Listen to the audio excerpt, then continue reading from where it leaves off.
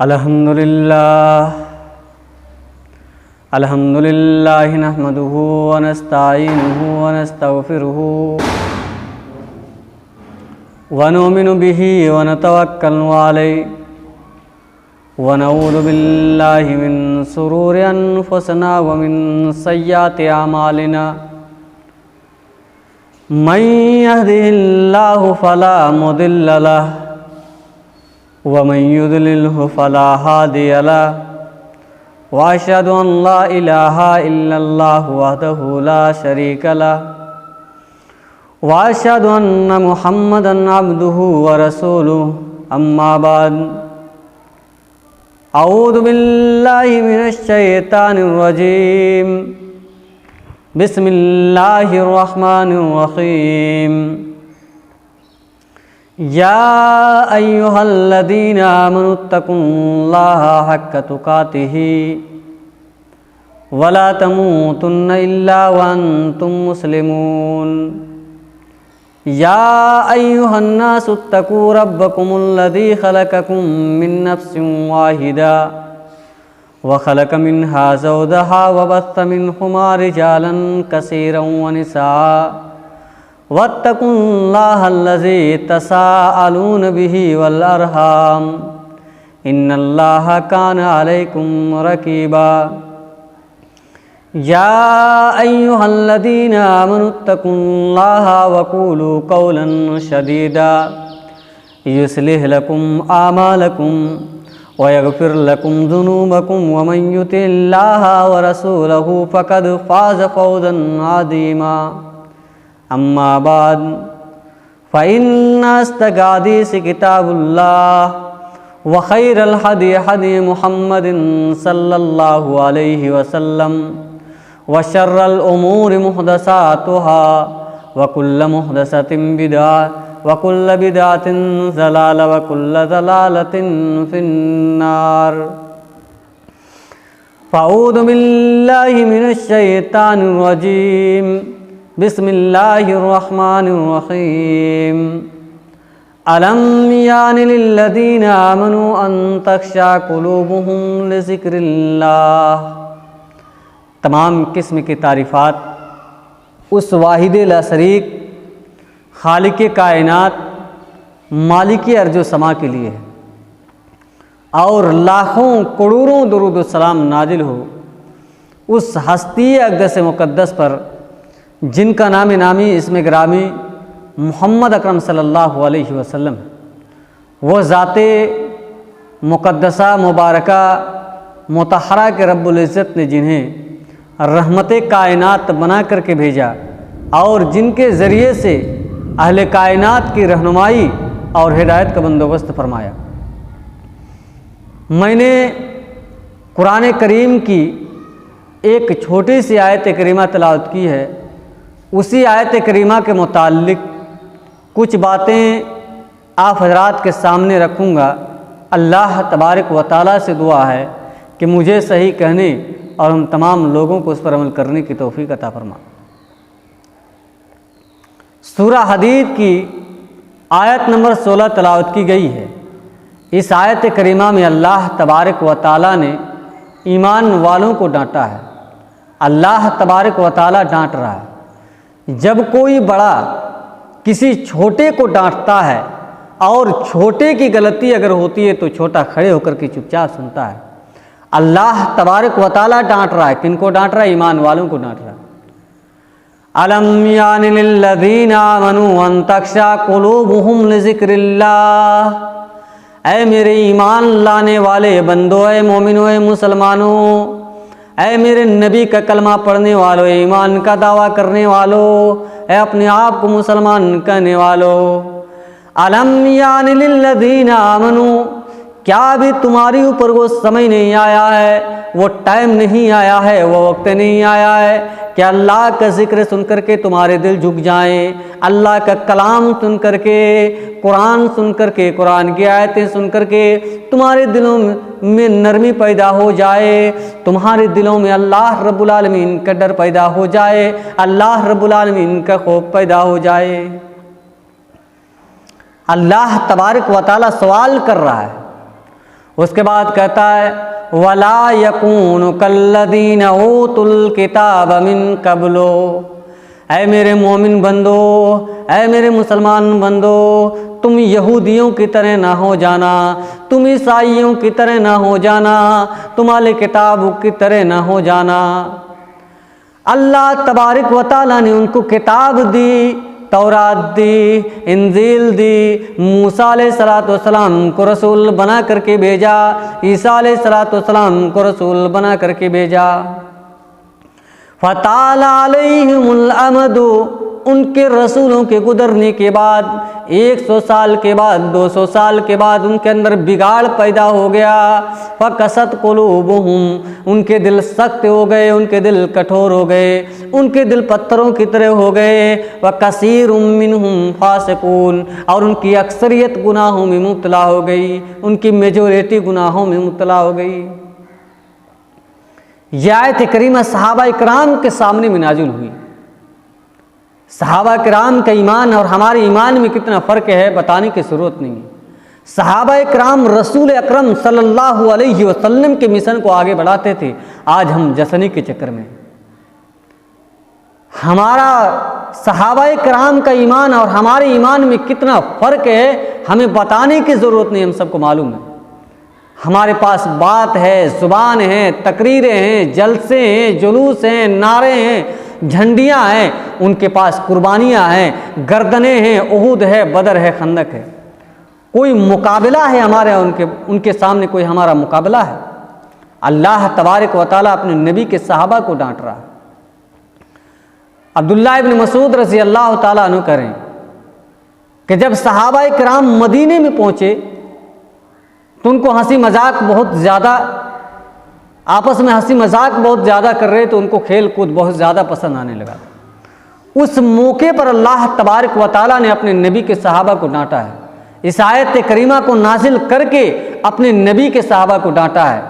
میرے بھائیوں، صحابہ کرام تو رسول اکرم صلی اللہ علیہ وسلم کے مشن کو بڑھا، صحابہ کرام تو راتوں کو تہجد پڑھا کرتے تھے، اللہ تبارک و تعالیٰ کے سامنے رویا کرتے تھے، اللہ رب العالمین کی بارگاہ میں گڑ گڑایا کرتے تھے۔ اگر تھوڑا سا ہنسی مذاق کر رہے ہیں تو اللہ تبارک و تعالیٰ ان کو ڈانٹ رہا ہے۔ ہمارا اور آپ کا کیا انجام ہوگا؟ ہمارے تو 24 گھنٹے نافرمانیوں میں گزر رہے ہیں، اللہ رب العالمین کے حرام کاموں میں گزر رہے ہیں، غفلتوں میں گزر رہے ہیں۔ ہم اس آیت کریمہ پر کہاں فٹ ہو رہے ہیں؟ اللہ تبارک و تعالیٰ کہہ رہا ہے اے میرے بندو، یہ قرآن تو ہمارا کلام ہے، ہمارا کلام سن کر کے بھی تمہارے دلوں میں اثر کیوں نہیں ہو رہا ہے؟ یہ تو ہمارا کلام ہے، اس قرآن کے اندر تو اتنی طاقت ہے، اتنی پاور ہے، اتنی قوت ہے۔ لو انزلنا ھذا القرآن علی جبل لرأیتہ خاشعا متصدعا من خشیۃ اللہ۔ اے میرے بندو، یہ کتاب تو اتنی اثر والی کتاب ہے۔ لو انزلنا ھذا القرآن، اگر ہم نے قرآن کو کسی پہاڑ کے اوپر اتارا ہوتا، کسی پہاڑ کے اوپر نازل کیا ہوتا تو لرأیتہ خاشعا متصدعا من خشیۃ اللہ، تو پہاڑ بھی اللہ تبارک و تعالیٰ کے خوف سے، اللہ رب العالمین کے ڈر سے چور چور ہو گیا ہوتا۔ آج ساری محنت باڈی پر ہوتی ہے، دل پر کوئی محنت نہیں۔ جانتے ہیں دل کی اہمیت کیا ہے؟ دل کے اندر سے اگر ایمان نکل جائے، اللہ تبارک و تعالیٰ کا ڈر نکل جائے تو یہ دل مردہ ہو جاتا ہے، اور جب دل مردہ ہو جاتا ہے تو انسان چلتی پھرتی لاش بن جاتی ہے۔ اللہ تبارک و تعالیٰ فرماتا ہے وَلَقَدْ ذَرَأْنَا لِجَهَنَّمَ كَثِيرًا مِّنَ الْجِنِّ وَالْإِنسِ لَهُمْ قُلُوبٌ لَا يَفْقَهُونَ بِهَا۔ اے میرے بندو، ہم نے بہت سارے جنات کو اور بہت سارے انسانوں کو جہنم کے لیے تیار کر لیا ہے، ان کے لیے جہنم پکی ہے، وہ جہنم میں جائیں گے۔ کون لوگ جہنم میں جائیں گے؟ فرمایا لہم قلوب لا یفقہون بہا، ان کے سینے میں تو دل ہے مگر اس دل کے اندر قرآن کی آیتوں کو سمجھنے کی صلاحیت نہیں ہے۔ ان کے پاس دل تو ہے مگر اس دل کے اندر اللہ تبارک و تعالیٰ کی دین کے لیے، اللہ رب العالمین کی شریعت کے لیے ان دلوں کے اندر کوئی اثر نہیں ہے، کوئی ساتھ نہیں، کوئی گزر نہیں ہے۔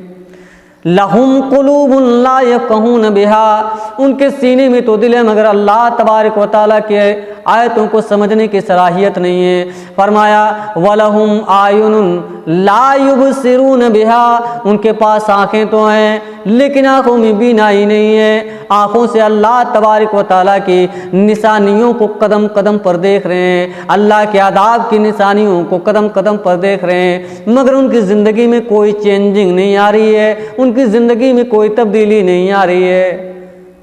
وَلَهُمْ آذان لا يسمعون بها، ان کے پاس آنکھیں تو ہیں مگر لیکن آنکھوں میں اللہ تبارک ان کے پاس کان تو ہیں مگر کانوں میں اللہ تبارک و تعالیٰ کے قرآن و حدیث کو سننے کی صلاحیت ان کانوں کے اندر نہیں ہے۔